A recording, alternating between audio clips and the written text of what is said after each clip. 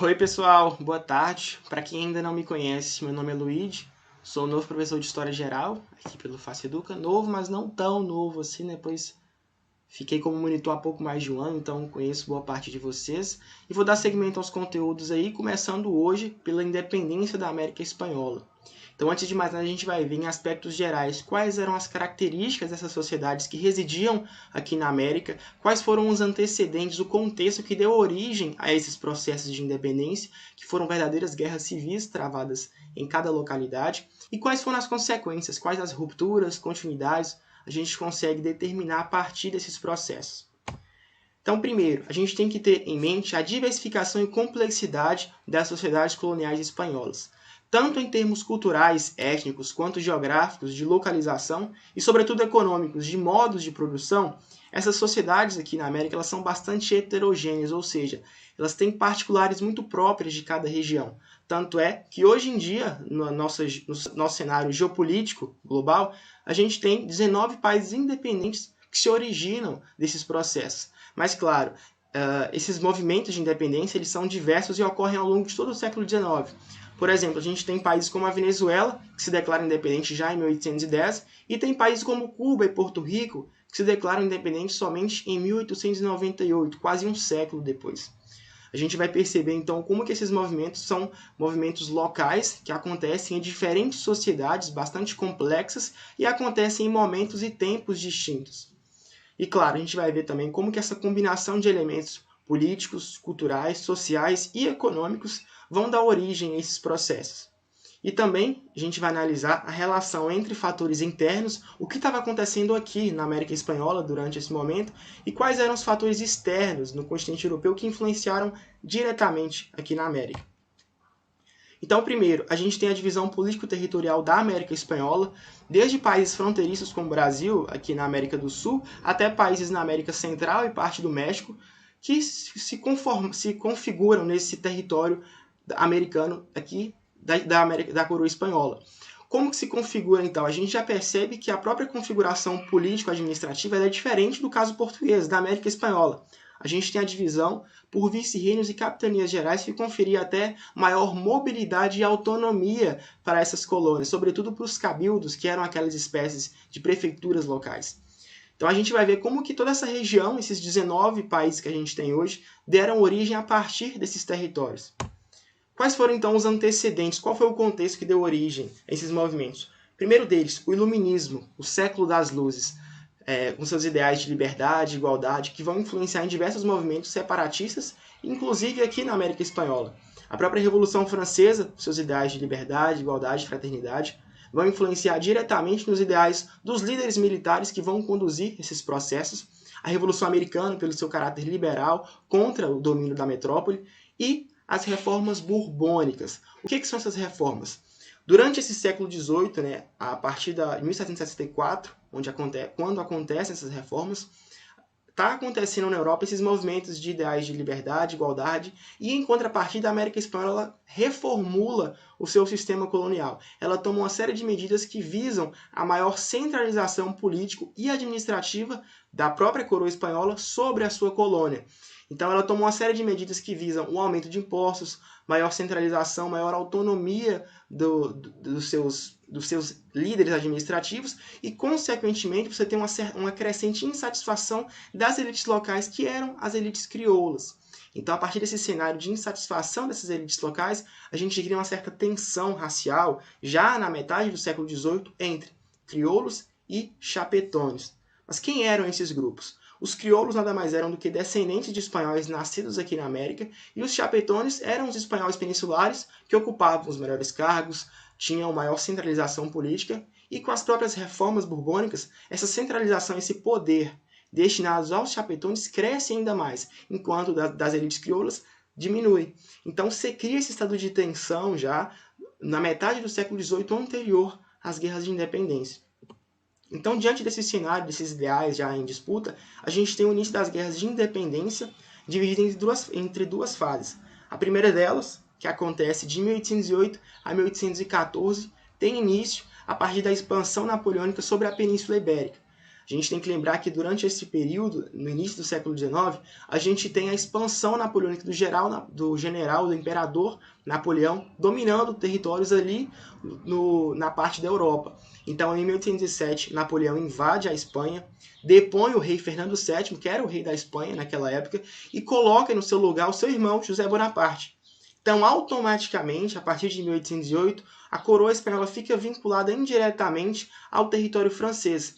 E isso gera uma insatisfação enorme, sobretudo pelos colonos aqui na América, que vão se rejeitar a aceitar José Bonaparte como seu rei e vão começar uma série de disputas já políticas contra essa ocupação francesa e contra essa dominação da própria coroa espanhola também.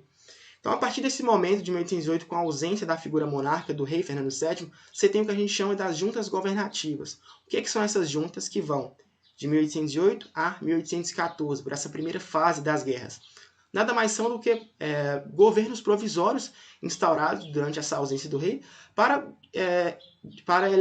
construir os caminhos políticos que a própria coroa e a colônia iria tomar.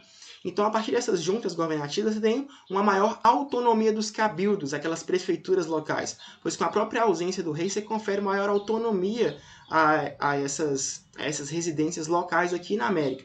E, consequentemente, você tem uma crescente desestabilização política do reino espanhol, pois a própria figura do rei está ausente do rei Fernando VII. Então, você cria uma prerrogativa a um Estado que vai amplificar ainda mais essas revoltas e esse teor separatista, essas guerras aqui na América. Então, consequentemente, também você tem um acirramento dessas disputas entre chapetones e crioulos que já vinha acontecendo desde a metade do século XVIII. Então, nesse primeiro momento, você tem, por exemplo, a independência da Venezuela, que começa o seu processo emancipatório já em 1810, e o Paraguai, que se declara independente também em 1811. Então, essa seria a primeira fase das guerras de independência.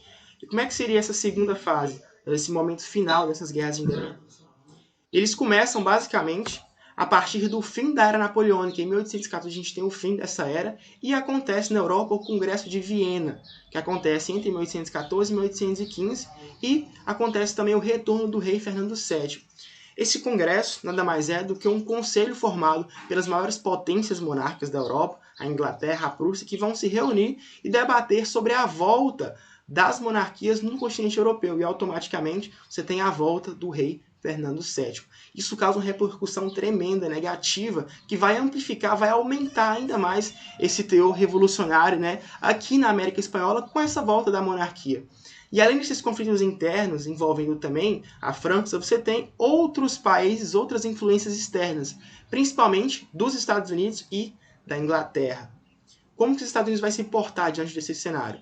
Ele vai declarar a doutrina Monroe com o slogan América para os americanos, em 1823, que nada mais é do que um apoio formal que os Estados Unidos vai declarar às independências aqui na América, indo contra essa influência, esse controle europeu aqui nos territórios americanos. Nada mais é do que uma articulação política com fins econômicos, exploratórios também aqui na América. No caso da Inglaterra, é parecido. A Inglaterra, após o fim da Era Napoleônica, em 1814, ela declara apoio formal às independências aqui na América e também ela está passando por um processo da Revolução Industrial. Então ela tem essa intenção também econômica e de fins exploratórios aqui na América. E já nessa segunda parte final, a gente tem independência de vários outros países. O México, por exemplo, se declara independente em 1821, o Chile em 1818, a Bolívia em 1822 e o Peru em 1823. Vocês veem que a gente não trouxe aqui todos os países exatos, a gente não está analisando especificamente esses movimentos, porque são realmente, como eu disse, movimentos locais que acontecem em tempos e momentos distintos, mas que possuem os mesmos ideais, possuem as mesmas influências. Mas como que se dá na prática esses conflitos, essas guerras? Elas vão ser nada mais do que campanhas militares, que vão acontecer de 1810 a 1829, e vão ser lideradas pelos chamados Libertadores da América. Eu trouxe aqui ao lado o símbolo do Conmebol Libertadores, que é o campeonato de futebol internacional que a gente tem hoje. Aposto que todos vocês vão conhecer, e que o nome dele é inspirado nesses Libertadores da América. Quem eram eles? Nada mais eram do que líderes militares de elite crioula, que comandaram várias incursões por esse continente americano em prol dos ideais de liberdade e igualdade para declarar independência a essas nações, a esses territórios aqui na América. Então eu trouxe a foto de dois principais deles, mas são vários. O primeiro, José de San Martín, e o segundo, o Simão Bolívar, né, famoso Simão Bolívar, que vai liderar inúmeros processos de independência aqui na América. Mas então, como que se davam essas campanhas militares? A gente tem, como eu disse, líderes militares que vão comandar esses processos e ele é conduzido pelas elites crioulas. Como eu disse, esses próprios chefes são de elite crioula. Então a gente já tem essa característica do governo, né, a característica desses movimentos separatistas conduzidos por uma elite. Então a gente tem esse ideal também conservador nesses processos. E claro, vão ser anos de guerras longos e árduos, em momentos e tempos distintos, e vão ter disputas de ideais e caminhos que as independências levariam. O que isso quer dizer? Eu trouxe o exemplo do José de San Martín e o Simão Bolívar, que eram dois chefes militares de elite crioula que queriam a independência e a liberdade dessas nações. Mas as disputas e caminhos e ideias sobre essas independências eram muito disputados. O próprio José de San Martín, ele era um monarquista, ele defendia que após as lutas de independência fosse convidado um líder para se tornar um monarca e governar essas nações. Já o Simão Bolívar, ele tinha ideais totalmente republicanos. Ele era a favor de que essas repúblicas fossem proclamadas, mas que tivessem certas alianças políticas entre elas. Então, para a gente ter essa noção de que vários processos internos vão ter essas disputas ideológicas sobre quais caminhos, quais rumos as independências levariam. Mas, claro, por ser um processo liderado pelas elites, a gente vai ter um fim muito conservador, né? E o próprio medo do haitianismo vai ditar esses processos. Mas o que seria esse medo do haitianismo? Em pleno século XVIII, anterior a esses movimentos de independência aqui na América, a gente tem a Revolução do Haiti, que nada mais é do que uma revolta escrava que concentra mais de 450 mil escravos, uma revolta de caráter totalmente popular, que toma o poder e instaura uma república no Haiti de caráter totalmente popular. E essa revolta do Haiti ela causa certo medo, certa insegurança nessa elite, que tem medo de que esses processos independentes tomem uma proporção tão grande que instaure um verdadeiro Haiti aqui na América. Então, por esse processo ser comandado pelas elites, vai ter esse fim conservador para evitar que aqui se torne, entre aspas, um verdadeiro Haiti. Mas a gente disse, né, como que esses processos partem das elites, mas, claro, a gente não pode deixar de notar como que a participação popular foi fundamental para esses processos. Dentre eles, dois grupos foram importantíssimos, os grupos indígenas e escravos. A gente traz aqui a revolta indígena do Tupac Amaru, em 1780. Ela é uma revolta que acontece anterior às guerras de independência, em que uma liderança indígena, o próprio Tupac Amaru, na região do Peru, ele vai liderar um movimento, uma revolta em prol, né, da redução de impostos, da cobrança de impostos, vai reivindicar por maior participação política dos grupos indígenas nas decisões políticas da América espanhola, mas que vai ser um movimento duramente reprimido. O próprio líder deles, o Tupac Amaru, vai ser assassinado, mas não deixa de nos mostrar como que esse caráter simbólico, né, como que a participação indígena foi fundamental para esses processos. E no caso dos escravos, a gente teve a alforria concedida aos escravos que lutaram nas guerras de independência e que também tiveram um papel fundamental nessas guerras. E o próprio Exército Libertador, que a gente citou anteriormente, ele era composto por setores variados da sociedade, desde classes médias até classes baixas. A gente quer mostrar, então, como que esses processos partem das elites, mas que tem essa mediação entre as elites e a própria população que também participa, também atua nessas guerras locais, que, como a gente ressaltou, são vários movimentos separatistas independentes que ocorrem em diferentes localidades e que vão partir, muitas vezes, de verdadeiras guerras civis travadas ali. Quais são os fins que a gente encontra? Quais são os desdobramentos políticos, as rupturas e continuidades que a gente pode identificar? Primeiro delas, a gente tem a queda do antigo regime, a monarquia espanhola chega ao seu fim absoluto, a gente tem a conquista da soberania popular, pois com esses movimentos separatistas independentes, países como todos os países que se afirmam, né, Chile, Venezuela, Equador, eles conquistam essa autonomia, eles se tornam verdadeiros estados-nações que têm sua soberania concedida ao povo e não mais a um chefe monárquico agora. Mas, em contrapartida, a gente tem a permanência da escravidão. Tanto é que a gente tem também a manutenção das estruturas sociais mais profundas. A gente não tem uma alteração muito profunda na própria hierarquia social. E, por último, a fragmentação política. Diferente do caso do Brasil, né, onde a gente está, a gente tem na América 19 países se formando, 19 países independentes. No caso do Brasil, a gente tem só um. Então era um pouco dessas relações que eu queria trazer, como que os fatores internos e externos se conjugam, né, eles se alimentam nesses processos, como que parte de um processo que tem rupturas, mas também tem inúmeras continuidades, e como que esses processos partem de uma elite, mas tem a participação popular decisiva também nesses processos. Então, de novo, a gente não trouxe aqui os movimentos particulares de cada um, porque são processos muito diversos, muito heterogêneos, que acontecem em tempos distintos, mas que têm, de novo, esses ideais da Revolução Francesa de liberdade e igualdade, que são postos em debate. Mas, claro, a gente tem que pensar também qual o ideal de liberdade e igualdade eles estão trazendo, pois se a própria escravidão continua. Então era um pouco disso. Qualquer dúvida, coloquem nos comentários. Qualquer também comentário, crítica construtiva, podem colocar abaixo. E espero que tenha ficado claro.